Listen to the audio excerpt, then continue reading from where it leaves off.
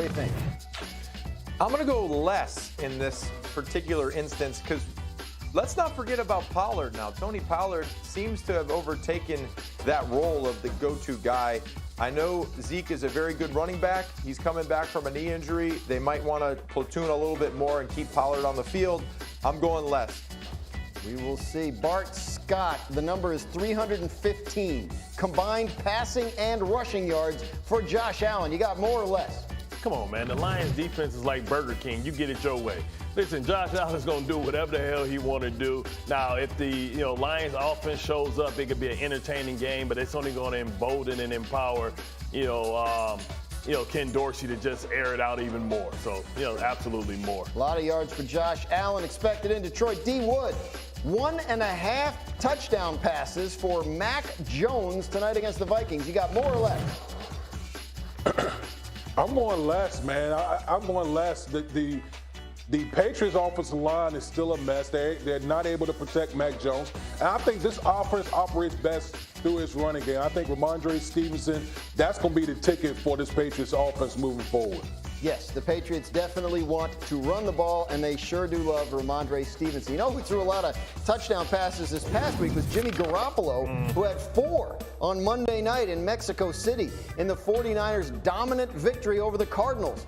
The Niners all of a sudden are 6-4 and in first place in the NFC West. Still, Jimmy G has plenty of doubters, and the lack of respect he gets surprises some of his teammates. This according to NBC Sports Bay Area. Left tackle Trent Williams says of Jimmy G, he's a baller, man. I don't know why that's ever even been in question. Every time you see the man, all he does is win.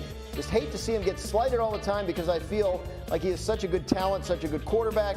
He's the main reason why we are playing so well. Before we discuss this, I would like to point out that the 49ers tried to replace and trade Jimmy Garoppolo. So it's not like this external disrespect, right? Like the organization decided they wanted to move on from him and didn't because no one wanted to trade for him, and then he took a huge pay cut. And that's neither here nor there. Trey Lance gets hurt. Jimmy G is now playing, and he's playing very, very well. The question is, do you trust him if they make it into the playoffs? That's the issue. D. Wood, do you trust Jimmy G in the playoffs?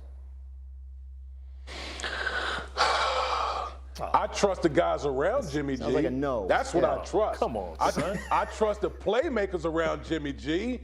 Like Jimmy G, listen, I know all Jimmy G does is win, and I'll get all that. By the way, wins and losses are not a quarterback stat, okay? But moving forward, like, Jimmy G is like, watching him is like being on a roller coaster. 1 minute you're at this ultimate high, and then next thing you know, you're in the valley low. So you just don't know what you're going to get sometimes with Jimmy G. So I trust the players around him. I don't necessarily trust Jimmy G himself. Right. We're going to go with no. We're going to mark you down for a no. Bart? He's 4-2 in the playoffs. Yeah. 36-17, and this is not just since he's been in San Francisco. When he was in New England, all he did was win. Listen, I don't know how you guys can have so much faith in other quarterbacks when you haven't seen it. I've seen Jimmy G take a team to the Super Bowl, and if Emmanuel Sanders was a half an inch taller, they win the Super Bowl, and we're not talking about Mahomes as a Super Bowl champion. He's a guy that plays at a high level. Now, is he like an elite quarterback? No, but you can do a lot worse than Jimmy G. This team rallies around him, and it's about the effect of how your players and teammates respond to you. And they play hard for Jimmy G, and Jimmy G is in the right situation, in the right place. I think Jimmy G and the San Francisco 49ers should be the favorite and not even close in the NFC. That's a fresh take, by the way, like putting the loss in the Super Bowl on the failure of Emmanuel Sanders to grow more. I hadn't heard that one before. Nico, should have did Pilates. You're a former teammate of Jimmy Garoppolo's. Do you trust him if they get to the playoffs? I do trust him, and I'll tell you one thing. When you're in a locker room and you kind of get a feel for each individual guy and the players inside the locker room, and Jimmy G is one of the best locker room guys, and I guarantee the 49ers, if you were to go around and you said, hey, Jimmy G, what kind of teammate is he? They'd say, one of the best I've ever had. And when you have a quarterback like that, he's the glue. He holds this thing together. When you have your offensive linemen and everyone else talking the praises that they are of Jimmy G, it just goes to show you how good of a teammate he is. And his winning percentage speaks for itself. He is a winning quarterback. He's had some injury issues. We know that. He's had off-season shoulder injury. That's what affected his trade status, or he would have been traded if he didn't have off-season shoulder surgery. So Jimmy G's a winner, and I trust him. Now let's see if they can get it done. Yeah, I mean, that's the thing. I think of that playoff run, and I remember them running it a lot and trying to minimize Jimmy as much as possible. But look, all right, let's take it a step further, right? I want to look at the current odds to win the NFC. And the top 3 teams you see here, Philadelphia, San Francisco, and Dallas. So let's play a game where these are in the playoffs, and these are the 3 teams that have the best chance. Of those 3 teams, Rob Ninkovich, whose quarterback do you trust the most? Jalen Hurts, Dak Prescott, Jimmy Garoppolo? I'm going with Jimmy Garoppolo because we've seen him in the playoffs. We've seen him in big moments, and he's been there. He's actually played in a playoff games. These other guys, we don't know what we're going to expect from Jalen Hurts in the playoffs. We don't know how Dak's going to look when the game's on the line against the Philadelphia Eagles in Philly or the 49ers if they have to play the 49ers. So I'm going with consistency. I'm going with winning percentage. He's 4-2 in the playoffs. I'll take Jimmy G. They went and they get McCaffrey to help Jimmy G. And he's literally came there. That McCaffrey has come and been the savior, the go-to guy. It's going to help Jimmy G in the playoffs.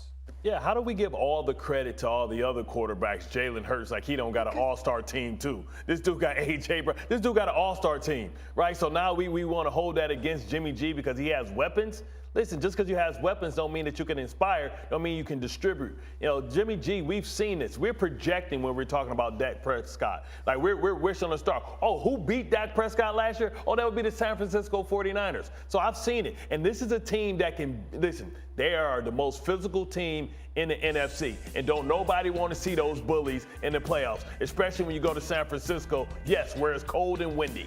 You can't tell me, Damien. What? Woody, back me up here. No. You cannot tell me you watched last year's 49ers playoff games and didn't spend the whole time thinking Jimmy G was about to blow it, right? I mean, am I wrong here? Am I crazy? Did he? Yeah, eventually. Beat Aaron. You're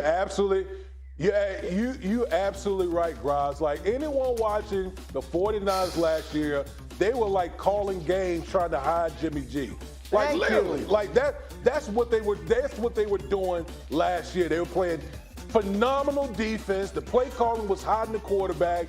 They were winning. There's no question about that. Listen, I trust Kyle Shanahan in that scenario. Okay, we talking about Jimmy G, Dak Prescott, Jimmy G. Give me Dak Prescott, please. Yeah, good luck with that. They're probably going to see each other, and I'll be proven right again. See, that's the thing here, right? Like, we haven't seen Dak Prescott do it in the playoffs. We haven't seen Jalen Hurts do it in the playoffs. We have seen Jimmy Garoppolo's team carry him to the Super Bowl. We have not seen these other guys. So I'm going to put it on Dak because I think he's the best player. Who was his top receivers playing running back last year? Hey, you never know. Bart Scott, what do you got for Patriots-Vikings bold prediction? Well, last week my boy Kirk Cousins got his chain snatched by Debo, but people forgot. Red eventually got that chain back. I think Kirk Cousins has a bounce-back game and proves that he's not solar-powered. He can play at nighttime. We will see at the end of the day. But before that, we got Giants-Cowboys. D. Wood, what is your bold prediction for this one? Yeah, how about them G-men rushing for over 200 yards against the Cowboys? That Cowboys defense, they kind of suspect against the run. They've given up over 200 2 of the last 3 games. So let's see what Saquon and my boy Daniel Jones can do on that ground. Yeah, we'll see. The offensive line is beat up. Don't have a lot at receiver right now. The Giants are probably going to have to run the ball if they want to have any shot here. But you're right. A couple weeks ago against Green Bay, they were able to run the ball on the Cowboys. So maybe there's something there for the Giants. What do you think? You think the Giants have a shot? Man, this is tough, man. They're going to have to, ugly it up. They're going to have to Tennessee Titan this thing. They're going to have to muck it up. They're going to have to limit the possessions. They're going to have to keep Dak Prescott on the bench. That's a lot, right? And can Wink Martindale come up with some type of game plan to nullify the emergence of Tony Pollard? That's a lot of ifs. And if for the fifth, we all be drunk. So I think, I don't think no shot. All right, so Nico, the Cowboys are coming off a dominant performance, a 40-3 victory over the Vikings. We talk about the Cowboys a lot. Are they contenders? Can they win the Super Bowl? Are you buying in? What do you need to see today from the Dallas Cowboys to convince you that they are for real as a Super Bowl contender? I need to see consistency. I need to see a repeat of a great game plan. And last week they had a great game plan. Their defense stopped the run, which is where they were struggling The offense had balance. Tony Pollard went off. Dak was literally looking like the guy that we all expected him to look like when he signed that massive contract. So it's the consistency. And from Thanksgiving on, you have to play great fundamental football in all three phases. So that's playing great defense in the running game on first down. They did that last week against the Vikings. They stopped the run. And if you can do that, if this team can be beefy on defense in the running game and then pin their ears back, because we know they lead the NFL in sacks. They love to get after the quarterback, and offensively, Dak can be consistent and they have balance, and you still have a two-headed monster in the backfield with Pollard.